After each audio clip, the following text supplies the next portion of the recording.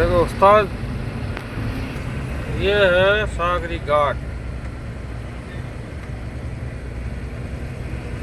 सागरी घाट है, बहुत जबरदस्त घाट है। अभी दिख रहा नहीं है क्योंकि अंदर का लाइट चल रहा है। एक सेकंड, ये देखो, ये डिम लाइट किया, ये फुल। और अभी देख लो कितने की स्पीड चल रही है।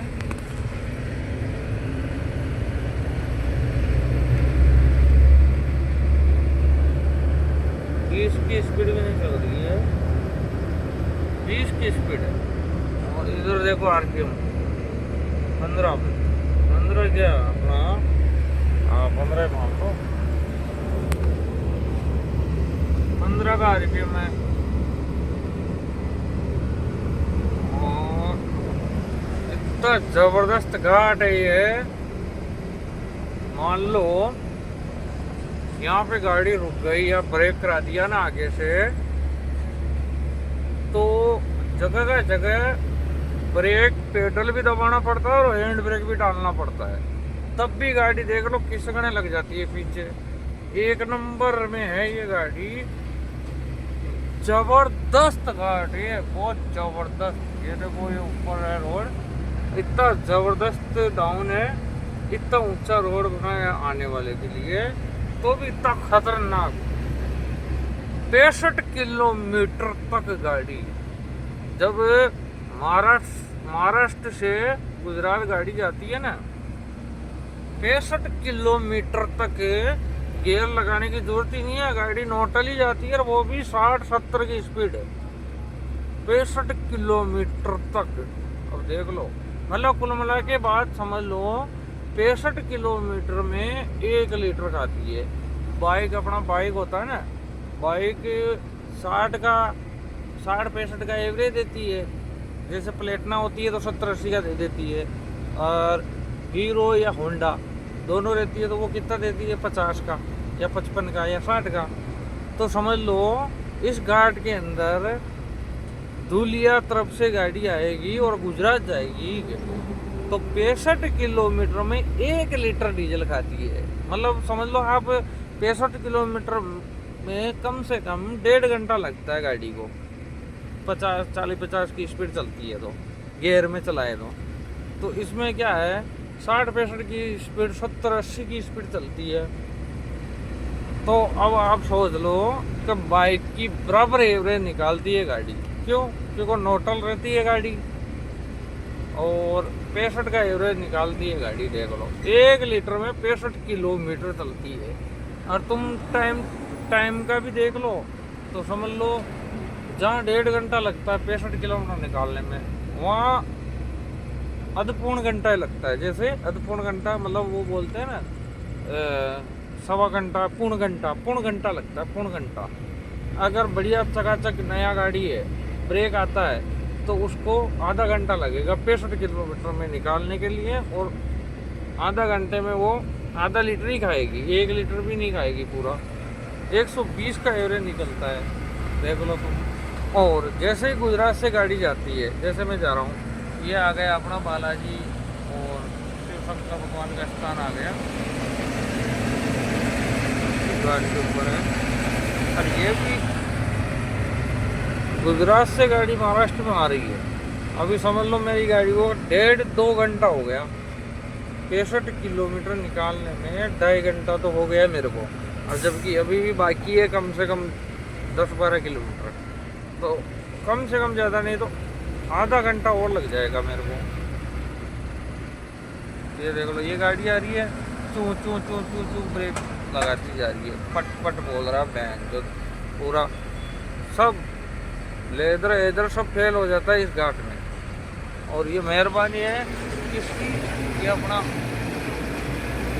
ये भी दिखा रहा हो ना भोलेनाथ का स्थान, इसकी मेहरबानी है, इसकी वजह से कोई एक्सीडेंट नहीं होता है।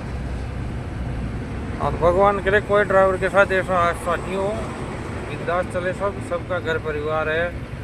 और मेरी तरफ से शुभकामना देता हूँ कि ड्राइवर, अगर इस घाट में अगर कोई गाड़ी एक्सीडेंट हो तो भगवान कसम उस ड्राइवर को मौत ही मिलना चाहिए। आधा अधूरा आदमी रह गया ना इस घाट में, तो वो घर के लिए बोझ हो जाता है, घर परिवार के लिए बोझ हो जाता है। और आज का टाइम है ऐसा कलयुग, जबकि इसको कला का युग है, कलयुग कला का युग है ये। लेकिन एक बात बता रहा हूँ, अगर जो इस घाट के अंदर कोई गाड़ी एक्सीडेंट, भगवान नहीं करना चाहिए, नहीं होना चाहिए ऐसा, कोई गाड़ी एक्सीडेंट हो गया और वो आदमी अगर बच गया, तो माँ कसम, ये रोजी की कसम खा के बोल रहा हूँ, ये रोजी की कसम, उसका परिवार भी दुखी रहेगा, वो खुद दुखी रहेगा, वो मौत की भीख मांगेगा गुजरे में पड़ा पड़ा खटिया पे। भगवान कसम, इसमें जो भी एक्सीडेंट हुआ ना, वो आदमी ख़त्म ही हुआ है। और भगवान करे तो मेरा भी कभी मौत हो ना, तो इसी घाट में हो, जो फट से एकदम ही ख़त्म हो जाऊँ। क्योंकि मेरे को मालूम है 2 बार मेरा टांग टूटा हुआ है। पहली बार जब टांग टूटा था ना, तब सब हम साथ में थे भाई, इकट्ठे थे, तब भी देख लिया क्या माहौल है। केवल माँ और बाप, ये 2 ही चीज़ है जो साथ देती है, और कोई साथ नहीं देता बेटा। उस पर आज झुकेगा नहीं साला, धुरंधर, ये सब करने से बोलने से कुछ नहीं होता है।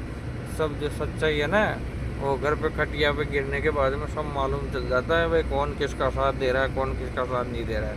और भगवान की कृपा से मेरे को तो 2 बार मौका मिल गया। एक बार जब शादी नहीं हुआ तब मालूम चल गया भाई अपना कौन है, पराया कौन है। और एक बार शादी होने के बाद में मालूम चल गया भाई अपना कौन है और पराया कौन है। और उसकी ऊपर ही मैं अभी रिसर्च कर रहा हूँ। वाहिगुरु जी का खालसा, वाहिगुरु जी की फतेह, जय श्री राम। और रही दूसरी बात, जब आगे पीछे मरना ही है तो खा पी के मरो मस्त, नो टेंशन रहो, नो बीमारी, छुट्टी बात। ओके, थैंक यू, धन्यवाद। लाइक करो, सब्सक्राइब करो तो तुम्हारा मर्जी है, नहीं करो तो ये तुम्हारा मर्जी है। क्योंकि अभी अपने देश में संविधान लागू है। कौन सा संविधान? संविधान ये कहता है कि तुम्हारी सगी बहन से तू शादी करेगा ना, तो संविधान बोलेगा तू शादी कर सकता है।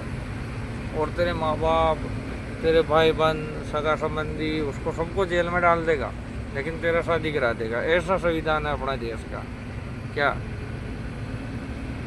और बोलते हैं भीमटे कि संविधान बाबा साहब आम्बेडकर ने बनाया है। तो भोसड़ी के ऐसे संविधान को क्या गांड में डाले क्या? भोसड़ी के खुद की बहन से शादी करने के लिए इजाज़त देता है जो संविधान, वो संविधान है। उसकी माँ का भोसड़ा संविधान की का चूतिया साड़ा संविधान, पूरी माँ वो चौध रहा है संविधान। काका की लड़की से भगा के ले जाओ तो संविधान साथ दे रहा है। तो वो तो मुसलमान जैसे सिस्टम कर रहा है संविधान। तो मतलब वो संविधान का है, वो तो एक तरफ से तो कुरान ही हो गई। कुरान में लिखा है कि खुद की बहन से शादी कर सकते हैं, बुआ की लड़की, मौसी की लड़की, काका की लड़की, ताऊ की लड़की, लोड़ा लसण भांग गोटड़ा। तो फिर संविधान में और कुरान में क्या फ़र्क है? कुरान भी वही कहता है जो संविधान कहता है। संविधान में बोलता है तेरी खुद की शादी, कुरान तो और खुद की बहन से शादी करने के लिए मना करता है, लेकिन संविधान तो डायरेक्ट ही कुरान तो और मना करता है, वे खुद की सगी बहन है और माँ है, उससे शादी नहीं कर सकते। लेकिन संविधान इजाज़त दे रहा है कि तू तेरी खुद की बहन से, खुद की माँ से भी शादी कर सकता है तू, और लड़का लड़का से शादी कर सकता है, ये भी संविधान इजाज़त दे रहा है। तो इसकी